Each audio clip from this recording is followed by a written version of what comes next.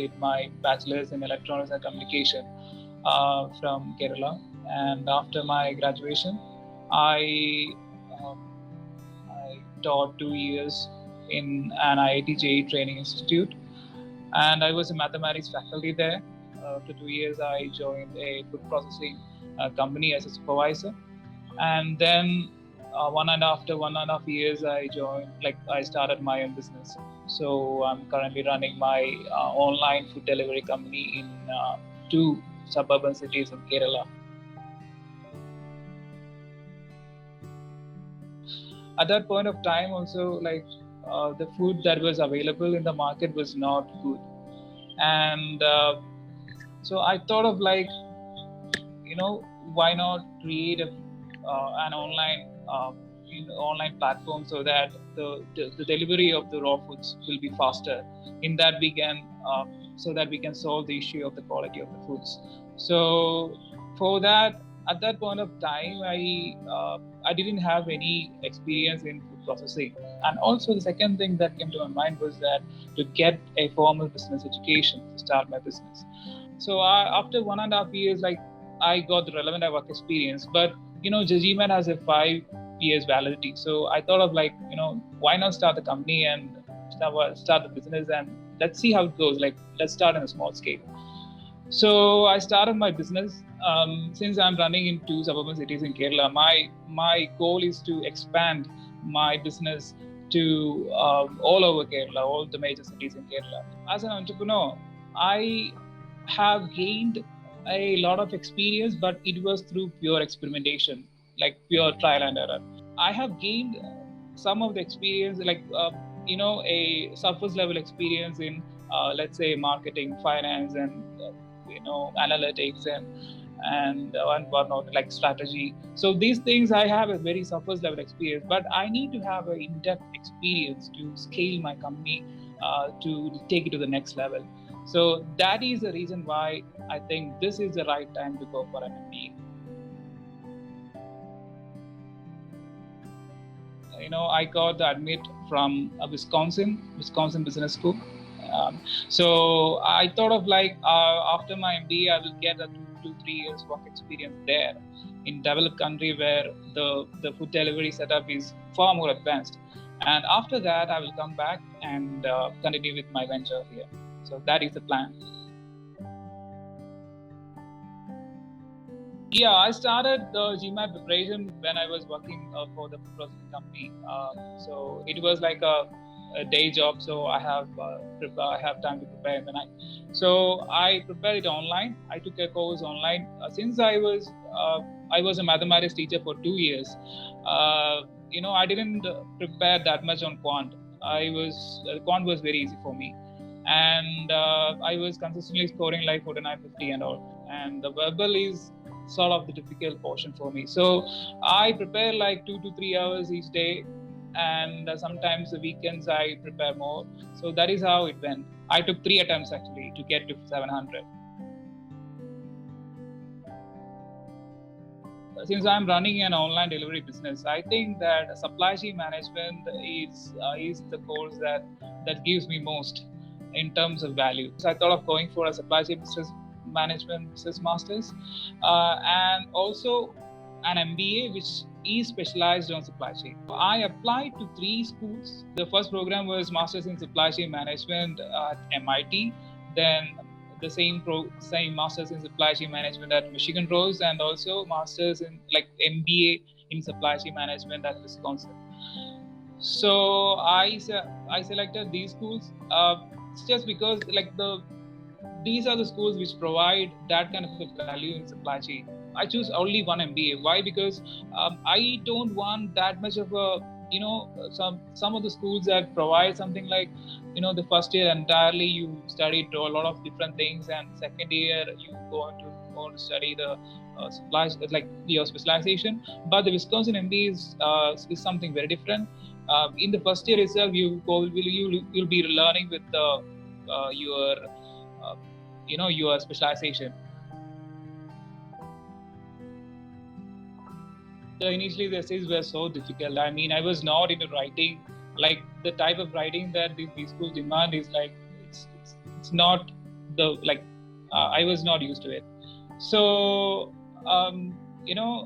so that's where I approached Crackverbal, and the service I got from Crackverbal is amazing. I mean, uh, see, I didn't have any any prior understanding of how to write essays. So when I signed up for Crackverbal, the first thing I got was that MBA video series, that application video series. I watched them all, and it gives me a very holistic understanding of how to apply for IIM school.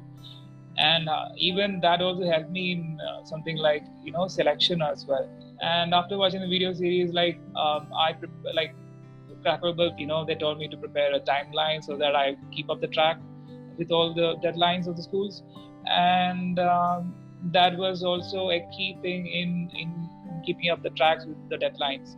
And the next thing, like the Crackverbal helped me, was that the type of stories or the type of instances from your past that you write in the essays must be very relevant or like very appealing to the admission committee.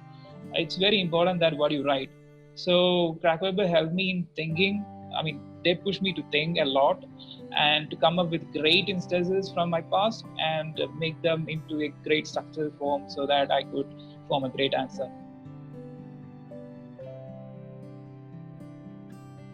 For the MIT, there was no interview actually. It was like a video essay that I should submit, and I submitted it. I didn't get through the MIT program, but this MIT has 6 schools around the world, and I got into one of the schools of MIT, which is in Luxembourg. And for the Michigan Rose Masters and MBA from Wisconsin as well, I got the admit. Yeah, for choosing between the Wisconsin and Michigan Rose, there were a lot of things that I could take into consideration. So one of the things was that Wisconsin is a specialized MBA, so it gives me a very holistic approach, and also a specialized supply chain management MBA. So I mean, specialized course in supply chain management, and it is a 2-year program, and that actually will help me in like learning something and applying, and there is internship in between. It really will help me in learning something new and applying that on the internship as well as after the MBA. But with the Michigan Rose, it is a 10-month program. It is very I think I have spoken with a lot of alumni, and they told that it's a very busy program, and you have to in 10 months you learn something and there is no internship, and it's very difficult to have a great get an internship as well. Wisconsin gave me a first year tuition waiver. I got a 50% scholarship from Wisconsin, and I didn't get that much of a scholarship from Michigan. So on the ROA aspect as well, I think Wisconsin was good. Hearing from the admission committee is that they are going with the MBA. There is no delay and all as of now, and the class will start on late August or the beginning of the first week of September. So, and there is also an alternate plan, which is like a hybrid form. The first I think the first 5 weeks or something in online. It's like the MBA commencement, and that will be online, and after that it will be full person to person. I think that this is the right time to go for an MBA. I'll be studying the MBA in the depression. I mean, there is a big possibility that there will be a depression. In 2022 when I come out, hopefully the session will be over and I will be having a job. I think this is the right time to go. If everything goes right, I mean, I'm okay with the 5 weeks the online thing, first 5 weeks online and then going to then in person. That is okay, but more than that, first semester online, that will be a problem. I really hope that the situation will be better before August or in July. We can start the class in September.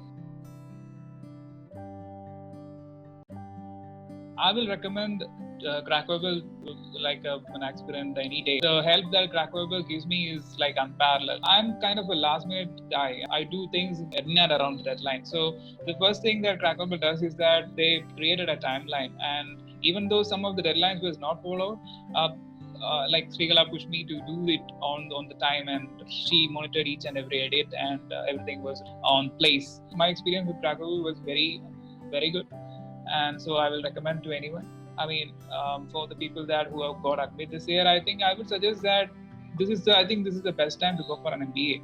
So if you have an admit, I believe that after 2 years the recession will be over and we will be having a job hopefully. So